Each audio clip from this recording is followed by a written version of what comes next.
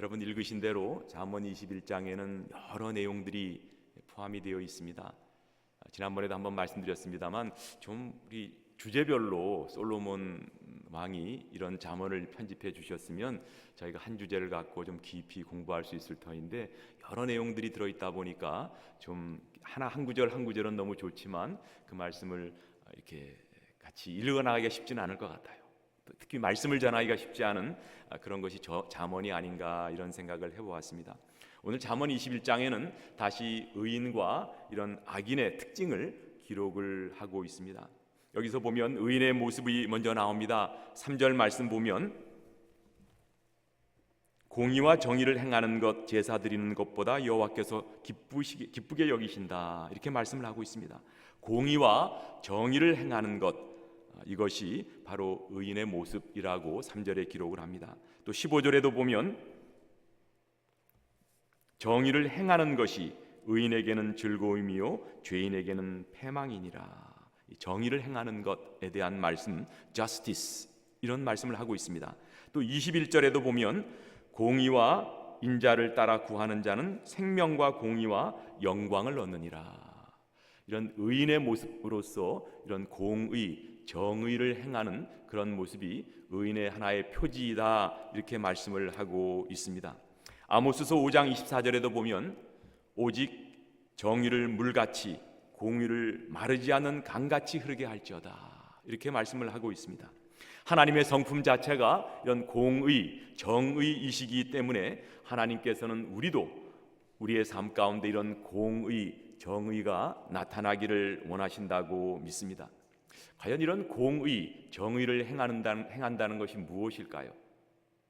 이사야서 1장 17절 말씀 보면 선행을 배우며 정의를 구하며 학대받는 자를 도와주며 고아를 위하여 신원하며 과부를 위하여 변호하라 하셨느니라. 여기에 말씀 보면 바로 이렇게 우리가 공의롭게 정의롭게 사는 것은 우리가 하나님의 사랑을 받은 우리 둘레 이웃을 향해서 우리가 가져야 할 자세, 그것이 바로 정의, 공의로 표현이 되고 있습니다.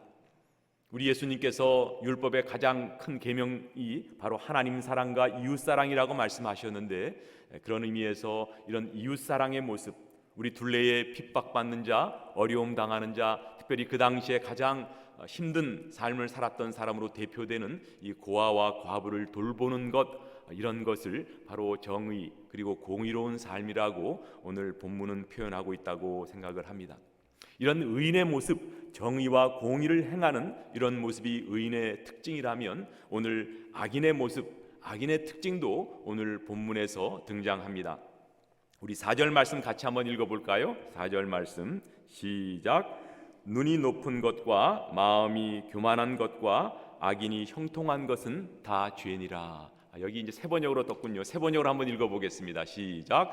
거만한 눈과 오만한 마음, 이러한 죄는 악인을 구별하는 표지이다. 악인의 특징, 악인의 어떤 그 모습이 대표적으로 뭐라고 기록을 하고 있습니까? 이 거만한 눈, 그 오만한 마음, 바로 이런 것이 악인을 나타내는 특징이라고 4절 말씀하고 계십니다. 7절 말씀 볼까요? 7절 말씀 보면 악인의 강포는 자기를 소멸하나니 이는 정의를 행하기 싫어함이니라.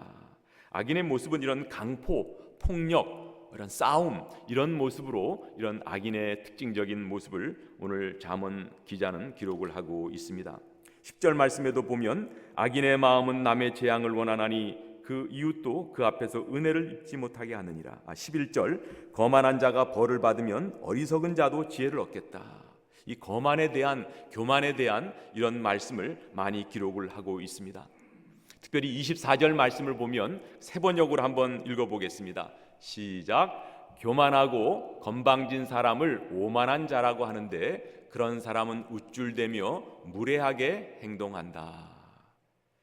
악인의 모습이, 여러 모습이 여기에 잠언 21장에 기록이 되어 있습니다만 그 모습 가운데 대표적인 악인을 대변하는 모습으로 이런 교만한, 오만한 모습을 기록하고 있습니다. 어제 저희가 다니엘서를 통해서 배웠던 것처럼 느부갓네살 왕이 자신을 높이려고 신상을 짓고 그곳에 절하라고 했던 이런 모습을 통해서 이런 교만한 모습, 자신의 이름을 내고 자기를 높이려 했던 그런 모습을 어제 저희는 살펴보았습니다. 많은 신학자들은 어떤 것이 이 죄 중에 가장 큰 죄인가? 라는 질문에 대해서 우리가 짓는 죄 중에 가장 큰 죄를 한 가지 든다면 무엇이냐라는 질문에 많은 신학자들이 그것이 바로 교만이라고 이야기를 합니다. 여러분 아시다시피 이사야 14장에 나오는 것처럼 처음 이 교만을 시작했던 사람이 누구입니까? 우리 이사야 14장 12절 한번 보겠습니다. 너 같이 한번 읽어볼까요? 너 아침의 아들 계명성이여 어찌 그리 하늘에서 떨어졌으며 너 열국을 엎은 자여 어찌 그리 땅에 찍혔는고 내가 네 마음에 이르기를 내가 하늘에 올라 하나님의 뭇별 위에 내 자리를 높이리라 내가 북극 지폐 산 위에 앉으리라 가장 높은 구름에 올라가 지극히 높은 이와 같아지리라 하는도다. 여기 지극히 높은 자가 누구일까요? 하나님. 천사였던 루시퍼가 내가 하나님같이 되리라 이런 모습으로 결국 천사가 마귀, 사탄이 되어지는 모습이 우리 이사야서 14장에 기록이 되어져 있습니다. 이런 모습 때문에 창세기 3장 5절에도 보면 사탄이 이브에게 와서 유혹하는 모습 가운데 어떤 이야기가 나옵니까? 이 동산에 있는 모든 열매를 먹지 말라 했더냐? 저 선악과를 먹지 말라 했더냐? 했을 때에 먹으면 죽을까 한다고 얘기했을 때 사탄이 뭐라고 이브에게 이야기를 합니까? 너희가 그것을 먹는 날에는 너희 눈이 밝아져 누구같이 되리라? 하나님같이 되리라. 우리 모든 죄, 우리가 짓는 모든 죄의 근원은 우리의 삶의 죄의 정의를 낸다면 내가 누구와 같이 되는 것이 죄예요? 하나님같이 생각하고 살아가는 것, 내 자신이 하나님이라고 생각하며 살아가는 것, 그것이 SIN, 죄의 오리지널 신입니다. 그래서 이 바로 이브에게 이야기한 것도 네가 하나님같이 된다. 이런 거짓을 받아 듣고 결국은 이브가 또 아담이 그것을 먹음으로 말미암아 죄가 들어오고 이 땅에 이런 죄된 모습으로 살아가는 그것이 우리에게까지 전이 되어져 있는 모습을 봅니다. 그 이후의 역사를 보면 창세기 11장 4절에도 보면 우리 사람들이 어떤 일을 합니까? 계속적으로 그 바벨이라는 곳에서 성읍과 탑을 건설하여 그 탑 꼭대기를 하늘에 닿게 하여 우리의 이름을 내고 온 지면에 흩어짐을 면하자. 우리의 이름을 내자. 내 이름, 내가 하나님같이 되어져서 내 이름을 세상에 내려고 하는 이런 모습들이 오늘도 얼마나 많이 이 세상 가운데 있습니까? 오늘날 뉴에이지 무브먼트가 그렇지 않습니까? 뉴에이지 운동이 바로 너 자신을 믿어라. 너는 너다. 다른 어떤 것도 의지하지 않고 나 자신을 신뢰하고 믿으라는 이런 말을 합니다.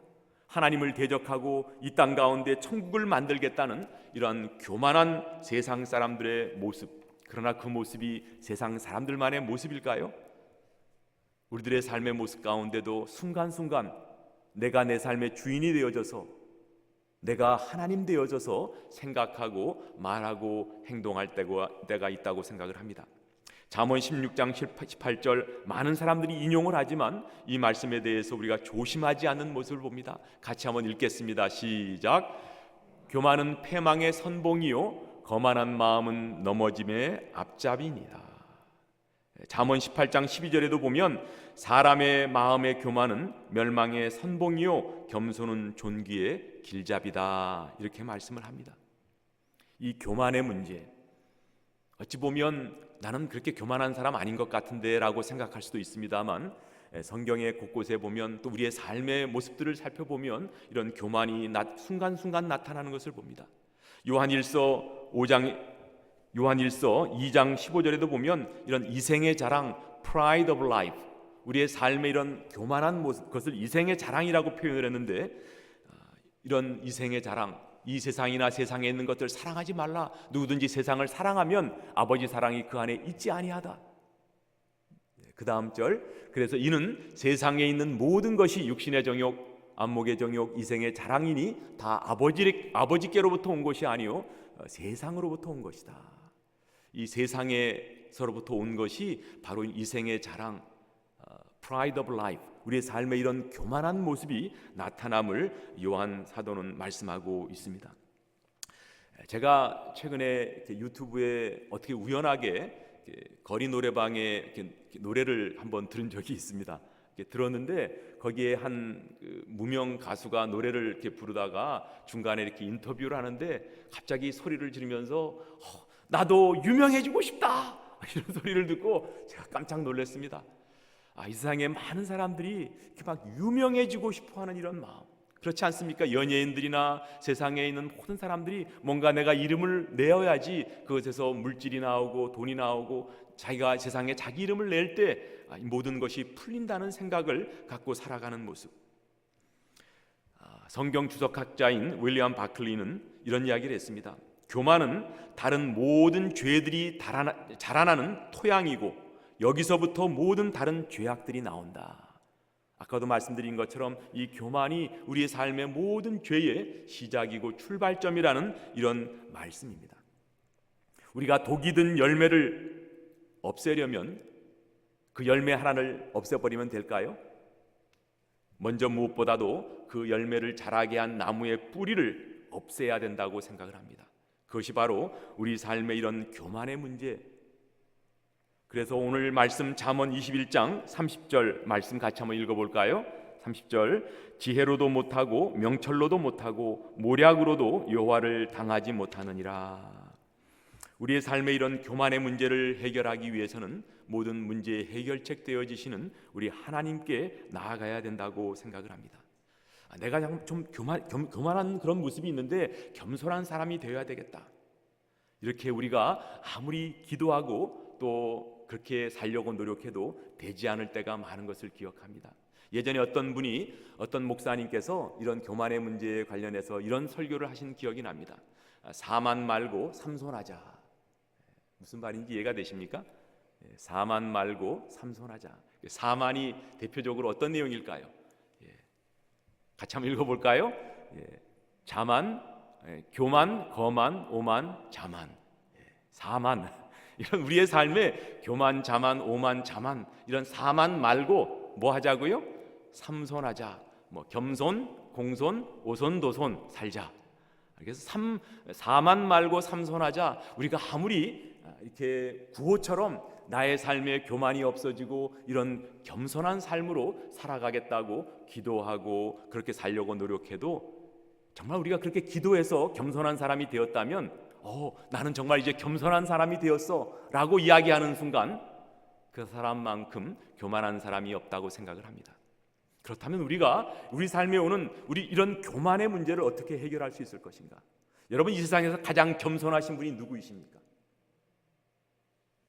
누구시라고요? 이 세상에 가장 겸손하신 분은 예수님이십니다. 우리가 내가 좀 겸손하게 살아야 되겠다, 내가 좀 겸손한 사람이 돼야 되겠다 이렇게 매일 생각하고 다짐하고 기도해 봐야 정말 내가 겸손한 사람이 되었다고 생각할 때는 그 사람만큼 교만한 사람이 없는 것처럼 우리는 이 세상에 가장 겸손했던 분이셨던 예수님의 성품을 우리가 늘 연습하고 따라가면 우리는 교만의 문제를 해결할 수 있다고 생각을 합니다. 그래서 오늘날 이런 교만이라는 바이러스를 퇴치할 수 있는 백신을 댄다면 바로 이 예수님 그 성품을 따라 살면 이 교만의 문제를 이겨내고 겸손한 사람으로 살아갈 수 있다고 생각을 합니다. 예수님의 성품 첫 번째 뭐라고 생각을 하십니까? 예수님의 첫 번째 성품은 바로 serving, 섬김의 모습입니다. 요한복음 13장에 보면 예수님께서 그 제자들의 발을 씻겨주는 모습이 나오지 않습니까? 하루 종일 힘들고 지친 길을 걸어서 먼지나는 길을 걸어갔던 그 제자들의 발의 모습을 보고 예수님이 친히 대야를 가져다가 웃옷을 벗으시고 한 명 한 명 제자들의 발을 닦아주셨던 그 모습, 저는 그것에서 바로 이 예수님의 성품, 예수님의 삶의 모습 가운데 이런 섬김의 모습이 생활화되어 있는 그런 모습을 발견하게 되어집니다.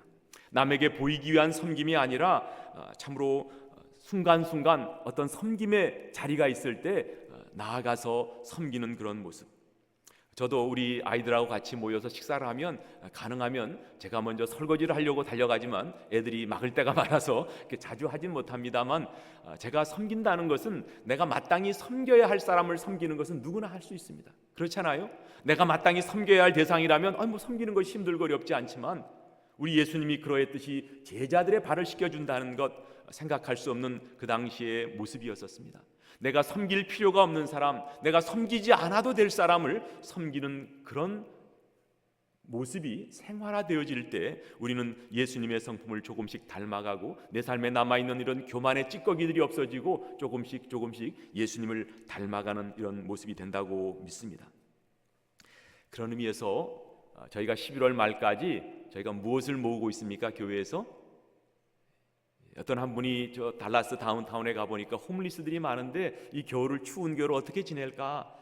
그래서 시작된 우리 홈리스들을 위한 이런 방한 물품 모으기를 하고 있습니다. 시간이 얼마 많이 남지 않았습니다. 다음 주 11월 말까지 여러분들의 집에 짐을 좀 정리하셔서 좀 내가 쓰지 않는 물건이지만 괜찮은 물건들을 교회에 갖고 오시면 저희가 이 12월 달 추운 계절에 우리 둘레의 어려운 분, 홈리스들을 돕는 이런 일에 같이 동참했으면 좋겠습니다. 또 12월 25일이 무슨 날이죠? 성탄절, 크리스마스입니다. 저희가 성탄절 날 우리 이웃들, 특별히 우리 에노케 어르신이나 우리 새가족들, 또 저희 신앙 형제자매들 가운데에서 신앙이 연약해서 마지널해서 신앙이 떨어져 나가는 사람들, 제대로 주일날 온라인 예배도 드리지 않는 이런 분들을 저희가 좀 찾아가서 성탄의 기쁜 소식을 찬양으로 또 이렇게 기도로 조그만 선물로 이렇게 좀 섬기는 이런 시간을 갖기 원합니다. 그래서 여러분들이 자원해 주셔서 그런 바구니, 선물 바구니도 만들어 주시고, 또 당일날 아침에 다니시면서 바깥에서 물론 거리를 떼시고 마스크를 쓰고 그런 분들에게 성탄의 기쁜 소식을 같이 나누는 이런 섬김의 자리에 같이 동참하시기를 예수님 이름으로 축복합니다. 아멘. 우리가 이런 교만의 모습을 제거하기 위해서 해야 될 첫 번째가 뭐라고요? serving, 섬김. 내가 겸손해져야 되겠다 기도하거나 이런 것보다도 늘 예수님, 겸손하신 예수님이 이 땅 가운데 행하셨던 이런 섬김의 모습을 힘써 실천하다 보면 나도 모르게 이런 겸손의 모습이 다가온다는 말씀입니다. 두 번째, 우리가 교만의 이런 모습들을 벗어버리고 겸손해지기 위해서는 예수님의 두 번째 성품, 그것은 바로 submitting, 다 같이 submitting, 순종하는 모습입니다. 이런 빌립보서 2장에 보면 너희 안에 이 마음을 품으라 곧 그리스도 예수의 마음이니 그는 근본 하나님의 본체시나 하나님과 동등됨을 취할 것으로 여기지 아니하시고 오히려 자기를 비워 사람들과 같이 되셨고 사람의 모양으로 나타나사 죽기까지 뭐 하셨다? 복종하셨다. 사실 예수님께서는 하나님이십니다. 하나님이신 예수님께서 그 삼위일체 되신 성부 하나님이 그런 제안을 하셨을 때 나는 그런 거 하기 싫다 이렇게 해도 얼마든지 얘기하실 수 있는 그런 위치에 계셨지만 그는 그 모습을 그대로 그 말씀을 받아들이고 복종하시고 순종하셨다고 말씀합니다. 우리의 삶 가운데 예수님이 하셨던 대로 이런 순종의 모습을 실천하고 습관화하고 생활화하다 보면 나도 모르게 나의 삶에 이런 예수님의 모습, 겸손의 모습이 생길 수 있다고 믿습니다. 성경에 보면 그런 까닭에 굉장히 순종, 복종에 대한 말씀이 많이 기록이 되어 있습니다.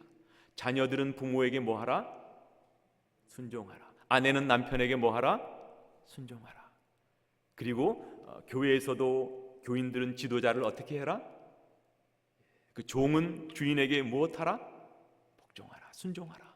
그리고 사회에서도 이 세상에서도 시민은 위에 있는 권세에게 복종과 순종을 하라고 말씀하십니다. 성경의 많은 내용 가운데 왜 이렇게 복종과 순종을 강조하고 있습니까?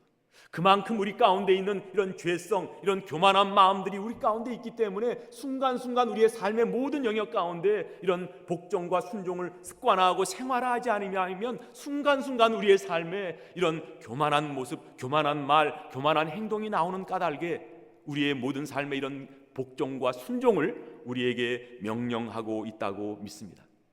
우리가 이렇게 복종하고 순종하기 가장 힘드신 분이 누구죠? 가정에서?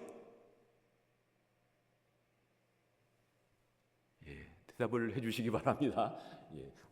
대부분의 경우에는 가정에서 이게 배우자의 말을 이렇게 하면 별로 순종과 복종을 잘 못하는 경우가 많은 것 같아요.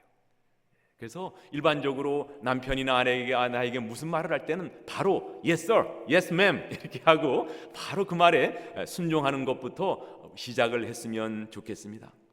말씀드린 것처럼 내가 마땅히 순종할 사람에게 순종하는 것, 그것은 누구나 다 할 수 있는 일입니다.